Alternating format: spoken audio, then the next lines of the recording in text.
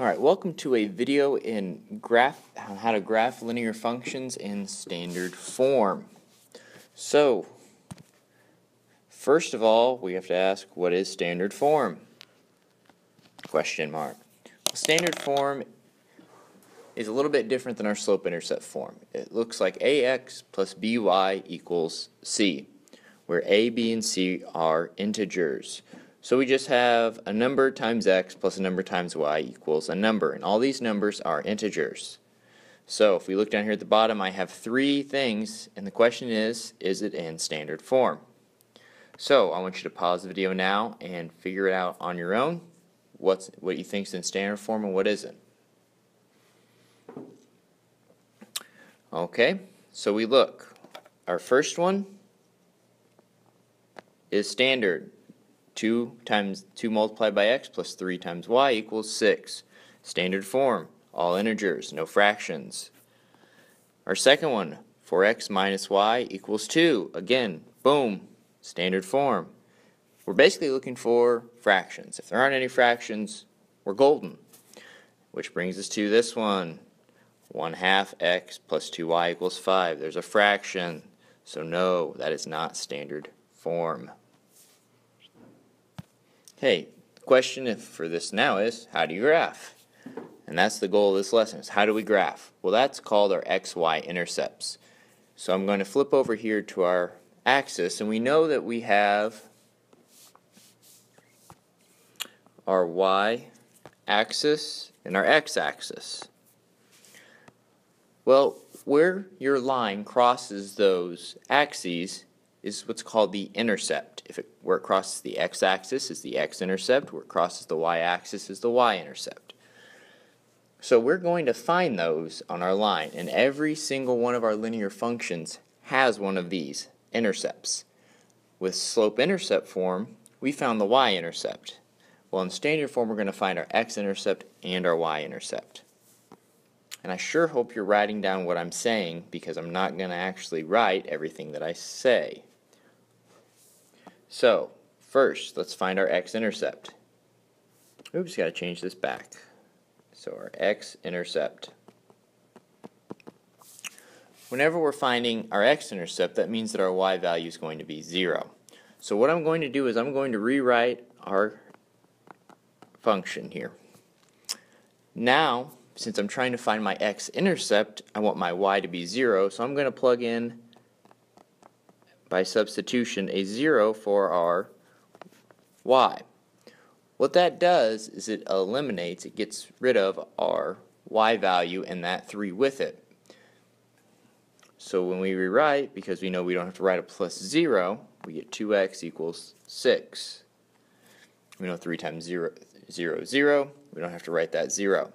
Now it's just a one-step equation. We solve, and we get x equals 3. Now we know that all points are x comma y. So our x value here is 3, our y value is 0. Because we substituted in 0 for y. Now to find our y-intercept, it's going to be similar to what we just did. So we get 2x plus 3y equals 6. Except now, since I'm trying to find my y-intercept, I need my x value to be 0. So I'm going to substitute in 0 for x. And that gives me 3y equals 6. I solve for y. I get y equals 2.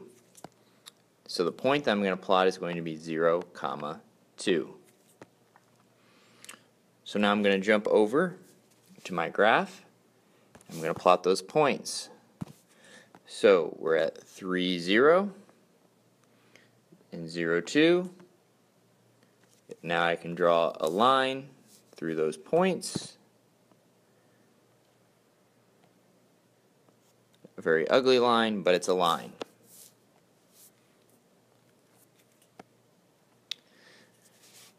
Okay, so let's do another example together. This one's a little different, but it's going to do the same way. We're going to find our x-intercept and a y-intercept. Now some people struggle with that idea of substituting in a 0. So there's another way you can think of this, and if it helps you, that's totally fine. I'm finding my x-intercept. X-intercept.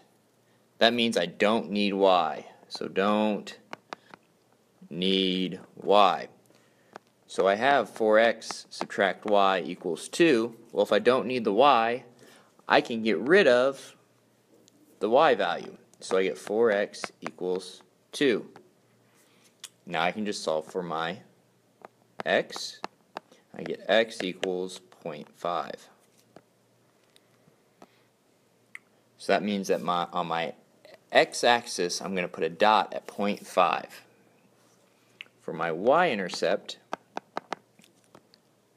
I don't need my x. So I don't need x. So we have 4x minus y equals 2. Well, I don't need my x, so I can get rid of that and rewrite it as negative y equals 2. Now, several of you will forget about that minus, that negative in front. Don't forget. If it helps, write in a negative 1 there. So I know I have negative 1 multiplied by y. I don't want that negative 1. So I get that y equals negative 2. So my y-intercept is negative 2. So now all I have to do is put dots on the respective axes. So on my x-axis, I'm going to put a dot at 0.5. On my y-axis, I'm going to put a dot at 2. Then I'm going to draw my line.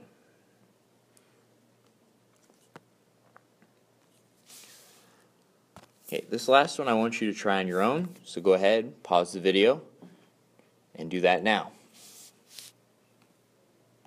Alright, so here's the intercepts that I found. Go ahead and check your answer with mine, and now I'm going to flip over to the graph so you can check your graph with mine. When you're done with that, you're done with the video.